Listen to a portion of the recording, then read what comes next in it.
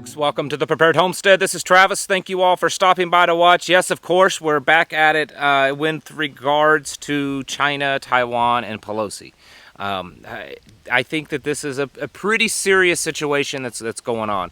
And while I don't want to overhype it and get people in a tizzy, get you all worked up thinking that tomorrow we're going to wake up to World War III, I think that there's definitely some stuff going on. We need to cover it, and then we'll talk about where this could lead us, so that it helps us prepare more. Because I think over the next few days, a lot could happen. I mean, the world could drastically change in the next few days, and we need to be on top of that and prepared for that.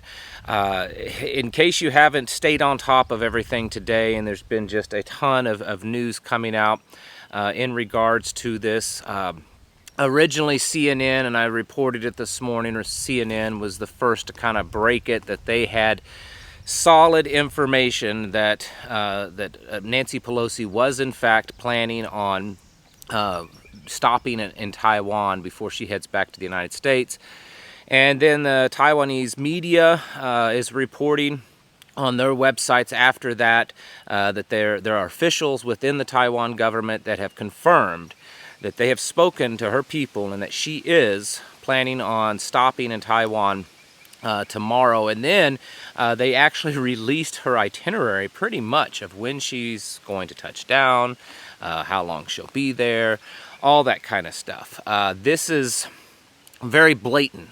Typically, when these types of touchy types of diplomacy go on, where a head of state, especially here in the United States, travels to somewhere else, you usually don't hear about it until either after they're already on the ground, or sometimes not until after they've left. But this thing of announcing this days before it happens, and then actually announcing, when she's going to be there, when she'll leave, where she's going to stay, all this kind of stuff, that on its own is quite strange. Of course, the Chinese government, they have upped the ante. They're saying that they will use the full force of their military to prevent any unauthorized flights in their airspace, which they include. They're including Taiwan in this. They have apparently mobilized even more of their military, and they've essentially issued what isn't being called a no-fly zone, but basically what they're calling restricted airspace over the Taiwan Strait area, saying that nothing can go in that area without their authorization, and if it does, then it could meet with the Chinese, the People's Liberation Army, or Navy. And so there's a lot of that happening. And then also there's reports coming out of that area, Japan and stuff, that our own military has been moving. They're on the move out of Japan. There's been reports that our Navy is starting to converge on the area, preparing for support of Nancy Pelosi's flight. So it does appear that it's going to happen. I know that there's still a chance that it could not happen. She could back out. They could come up with some excuse. But I think, and again, this is just my opinion. All of this is my opinion. Well, other than the facts that I mentioned. I think that they know, and that she knows, that she's kind of crossed that point of no return on this. Like, she's got to do it now. And if she doesn't, it's going to be just destroy her reputation. This whole situation is really strange, and I don't know how deep I want to go into just that aspect of it. We've got the Biden administration seemingly taking a completely opposite side. Now, you have to remember, the president and Nancy Pelosi are in the same political party, and they're supposed to be, comrades, and yet they're very much in opposition to this. The Financial Times today, just not that long ago, released an article talking about how Biden got his security advisor and his people to try to convince her to not do this, to not do this. And then today, one of the spokesperson, I believe, for the Secretary of State, was it John Kirby, I believe, basically said, no, we do not support Taiwan's independence. We still support a one China policy. And so we see a very big divide, a split that appears to be happening within our own government, within one particular party, the Democrats. Now, how much of that is legitimate split? How much of it's all for show? I personally believe a lot of this is just all for show. I think you and I are absolutely not privy to what's really going on behind the scenes.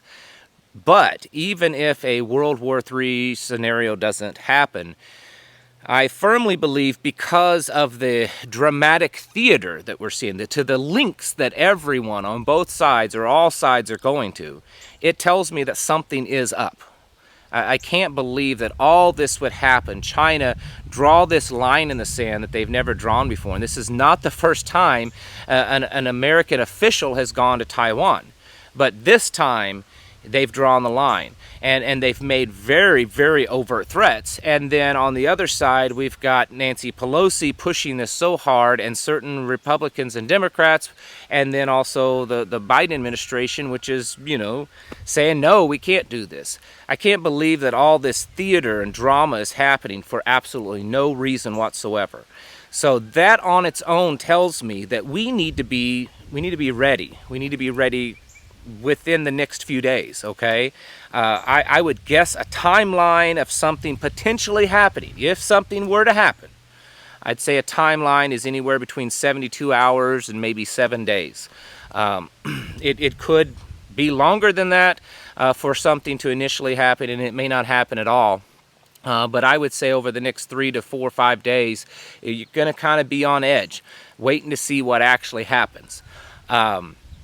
And again, none of this makes sense, and it tells me that because of all the stuff that we're hearing, we're not going down a good path on this, folks. I mean, I've really tried hard to figure this out. Is Nancy Pelosi simply wanting to show that America can still stand up against China? I don't think that she's that beholden to America.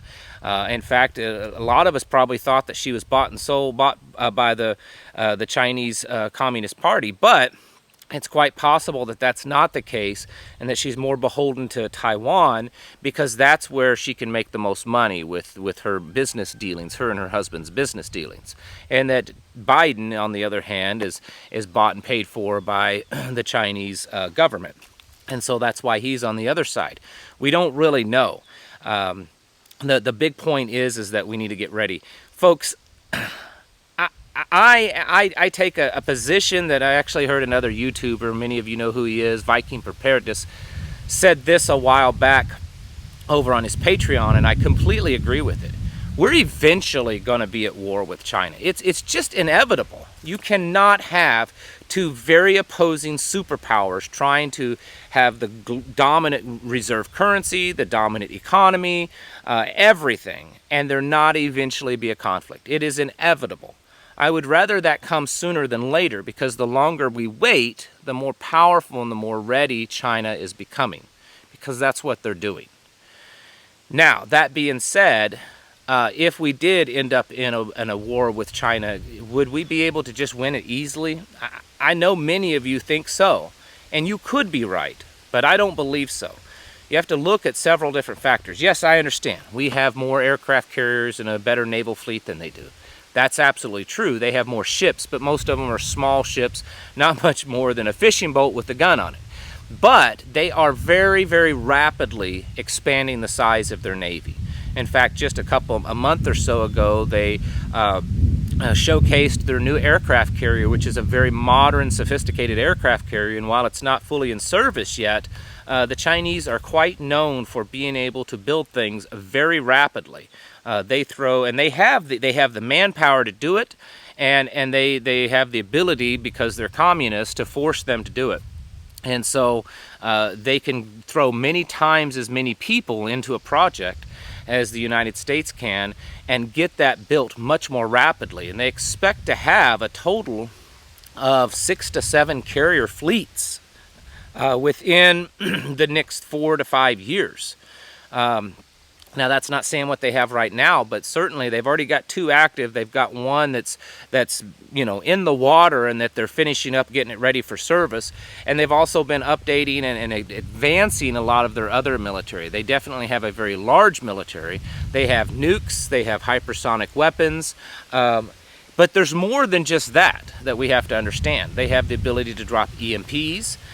They have the ability to really damage our economy because so much trade comes from China.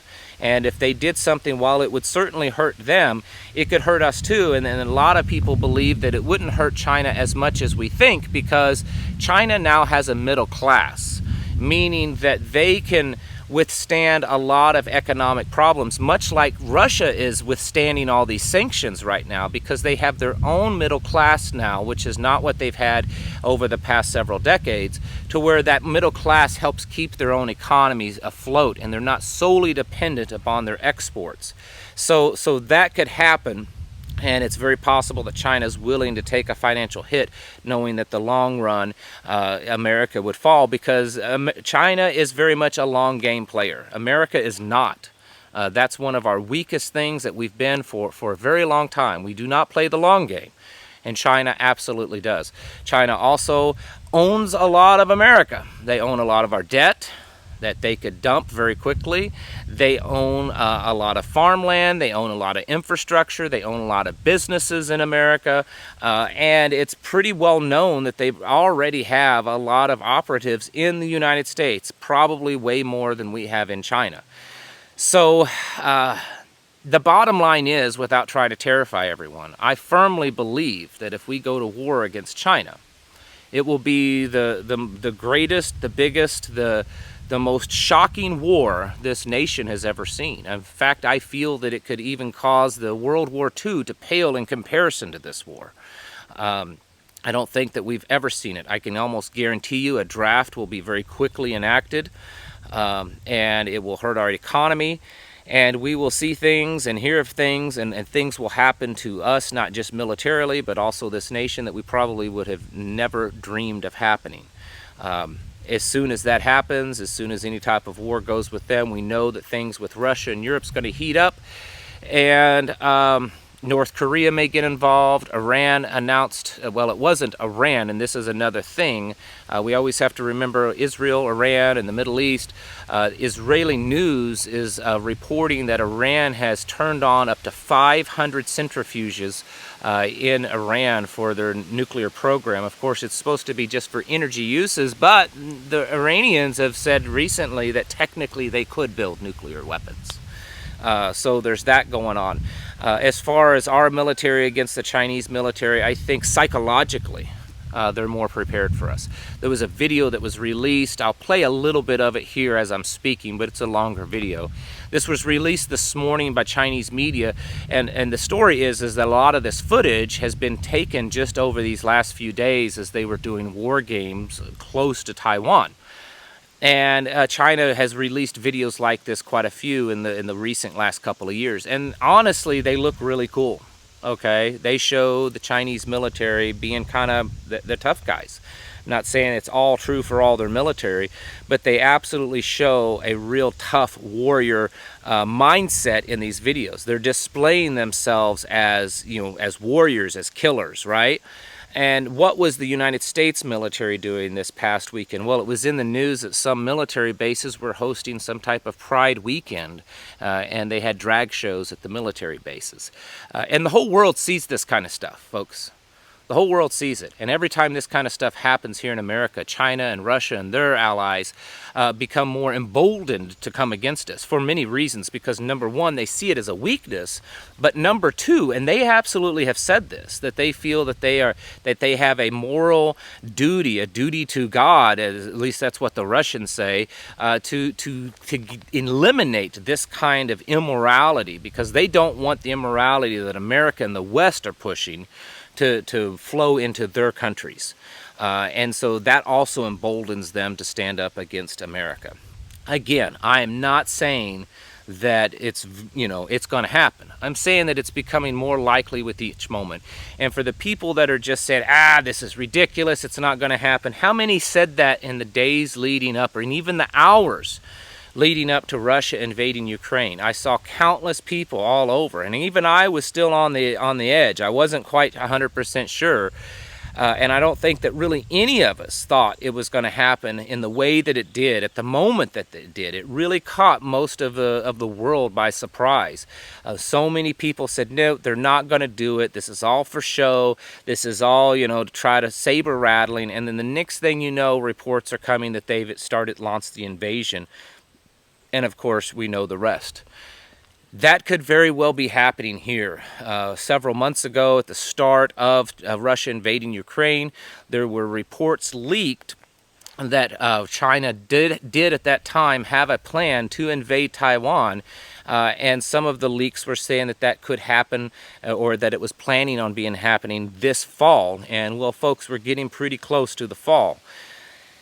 There's a lot of stuff going on, and a lot of it's kind of crazy.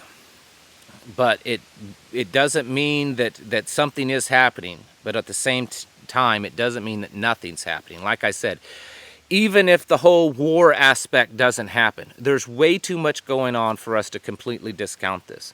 I would strongly advise you to kind of get yourselves ready. And here's one other thing to think about.